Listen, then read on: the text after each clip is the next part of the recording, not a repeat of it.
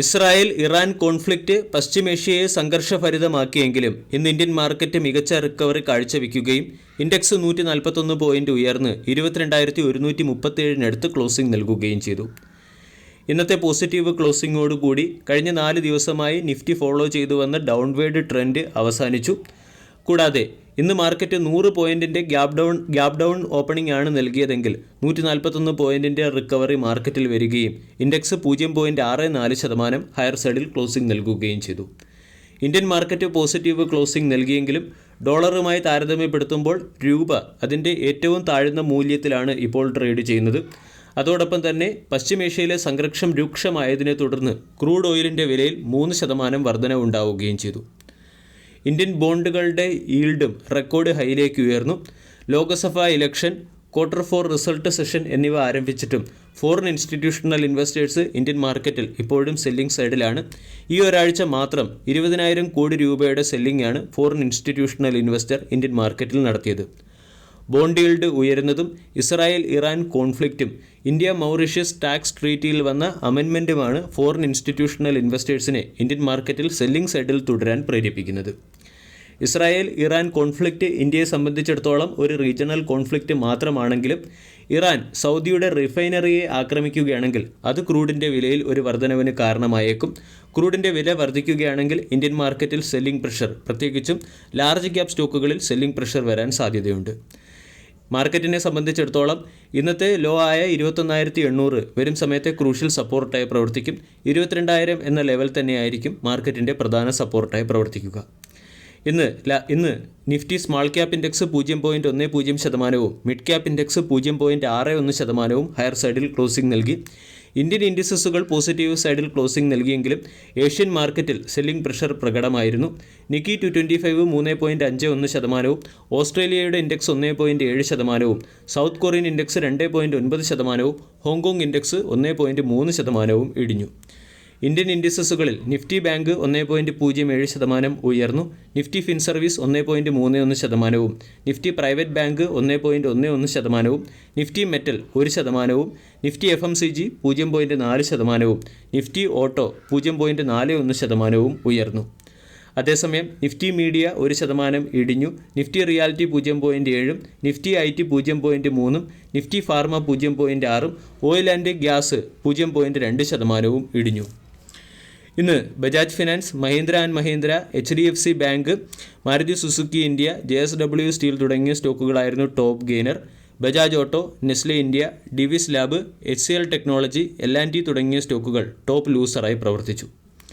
മാർക്കറ്റിനെ സംബന്ധിച്ചിടത്തോളം 22,300 immediate resistance. 22,300 എന്ന ലെവലിൽ വരുന്ന ഡിസിസീവ് ബ്രേക്കൗട്ട് മാർക്കറ്റിനെ 22,600 എന്ന ലെവലിലേക്ക് എത്തിച്ചേക്കാം. ഇന്ന് ആഫ്റ്റർ മാർക്കറ്റ് അവറിന് ശേഷം ക്വാർട്ടർലി റിസൾട്ട് പുറത്തുവിട്ട ഒരു ടയർ 1 IT കമ്പനിയാണ് വിപ്രോ ലിമിറ്റഡ്. വിപ്രോ ഇന്ന് 1.7% ഉയർന്ന് 452 ക്ലോസിംഗ് നൽകി. 2.36 ലക്ഷം കോടി രൂപയുടെ മാർക്കറ്റ് ക്യാപ്പുള്ള കമ്പനിയുടെ valuation 21.61, dividend yield 0.2%, 52 week high 545, 52 week low 389. Year on ഇയറിൽ വിപ്രോയുടെ പ്രോഫിറ്റും റവന്യൂവും ഇടിഞ്ഞെങ്കിലും മാർക്കറ്റ് എസ്റ്റിമേഷനെ വിപ്രോ ബീറ്റ് ചെയ്തു എന്നുള്ളതാണ് വിപ്രോയുടെ ക്വാർട്ടർലി റിസൾട്ടിലെ ഏറ്റവും പ്രധാന ഹൈലൈറ്റ്. 2,748 കോടി രൂപയുടെ പ്രോഫിറ്റ് പ്രതീക്ഷിച്ചെടുത്ത് 2,835 കോടി രൂപയുടെ പ്രോഫിറ്റ് കമ്പനിക്ക് നേടാൻ സാധിച്ചു. 22,117 കോടി രൂപയുടെ റവന്യൂ പ്രതീക്ഷിച്ചെടുത്ത് 23,190 കോടി രൂപയുടെ 22,208 കോടി രൂപയുടെ റവന്യൂ കമ്പനി റിപ്പോർട്ട് ചെയ്യുകയും ചെയ്തു. ഇവിടെ വിപ്രോയുടെ പ്രോഫിറ്റും റവന്യൂവും കഴിഞ്ഞ വർഷത്തെ മാർച്ച് ക്വാർട്ടറിനേക്കാൾ ഇടിഞ്ഞിട്ടുണ്ട്. കഴിഞ്ഞ വർഷം മാർച്ച് ക്വാർട്ടറിൽ വിപ്രോ 3,074 കോടി രൂപയുടെ പ്രോഫിറ്റായിരുന്നു നേടിയത്. അവിടെ നിന്നും പ്രോഫിറ്റ് ഇപ്പോൾ 8% ഇടിഞ്ഞ് 2,835 കോടിയായി ചുരുങ്ങി. കഴിഞ്ഞ വർഷം മാർച്ച് ക്വാർട്ടറിൽ വിപ്രോ 23,190 കോടി രൂപയുടെ റവന്യൂ ആയിരുന്നു നേടിയത്. അവിടെ നിന്നും revenue 22,208 കോടിയിലേക്കാണ് ചുരുങ്ങിയിരിക്കുന്നത്.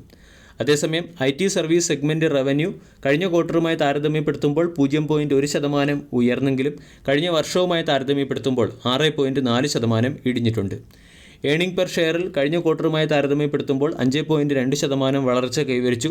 IT service margin 50 basis point ഉയരുകയും കമ്പനിയുടെ ഓപ്പറേറ്റിംഗ് ക്യാഷ് ഫ്ലോ കഴിഞ്ഞ ക്വാർട്ടറുമായി താരതമ്യപ്പെടുത്തുമ്പോൾ അവിടെ നിന്നും 183% വർദ്ധിക്കുകയും ചെയ്തു. ഇനി വിപ്രോയുടെ ക്വാർട്ടർലി റിസൾട്ടിലെ പ്രധാന ഹൈലൈറ്റ് മനസ്സിലാക്കാം.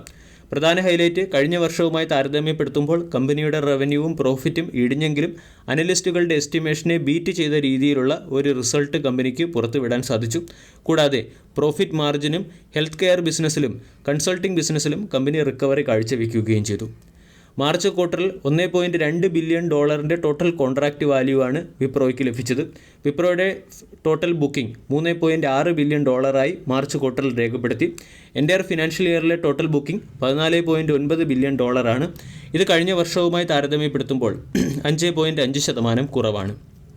കൂടാതെ വിപ്രോയുടെ IT സർവീസ് സെഗ്മെൻറ്റിലെ റവന്യൂ $2.62 ബില്യൺ നിന്നും $2.67 ബില്യൺ ഉയർന്നിട്ടുണ്ട്.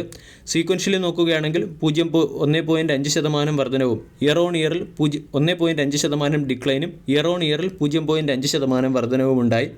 2025 ഫിനാൻഷ്യൽ ഇയറിലേക്കുള്ള കമ്പനിയുടെ സീക്വൻഷ്യൽ ഗ്രോത്ത് ഗൈഡൻസ് -1.5% നിന്നും 0.5%ലേക്ക് കമ്പനിക്ക് ഉയർത്താൻ സാധിച്ചു എന്നുള്ളത് ഒരു പോസിറ്റീവ് ഫാക്റ്റാണ്. ക്വാർട്ടർലി റിസൾട്ടിനോടനുബന്ധിച്ച് ₹1 പെർ ഷെയർ എന്ന റേറ്റിൽ വിപ്രോ ഡിവിഡൻഡ് പ്രഖ്യാപിച്ചിട്ടുണ്ട്. വിപ്രോയുടെ അട്രീഷൻ 14.2% രേഖപ്പെടുത്തിയിരിക്കുന്നത്. കഴിഞ്ഞ വർഷത്തെ മാർച്ച് ക്വാർട്ടറുമായി താരതമ്യപ്പെടുത്തുമ്പോൾ ഏകദേശം 24,516 എംപ്ലോയീസിനെ കമ്പനി പുറത്താക്കിയിട്ടുണ്ട്. 2,58,570 നിന്നും ഹെഡ് കൗണ്ട് 2,34,054 ചുരുങ്ങി. വിപ്രോയുടെ ക്വാർട്ടർലി റിസൾട്ടിനോടനുബന്ധിച്ച് സ്റ്റോക്ക് 450 എന്ന ലെവലിനടുത്ത് ക്ലോസിംഗ് നൽകി. 450 സ്റ്റോക്കിൻ്റെ ഒരു സ്ട്രോങ് സപ്പോർട്ട് തന്നെയാണ്. ഇവിടെ നിന്നും ഒരു കറക്ഷൻ വരികയാണെങ്കിൽ 425, 400 തുടങ്ങിയ ലെവലുകളായിരിക്കും പ്രധാന സപ്പോർട്ട്. അതേസമയം 500 സ്റ്റോക്കിൻ്റെ പ്രധാന റെസിസ്റ്റൻസ് ആണ്. വീഡിയോ എല്ലാവർക്കും ഇഷ്ടമായി എന്ന് വിശ്വസിക്കുന്നു. താങ്ക്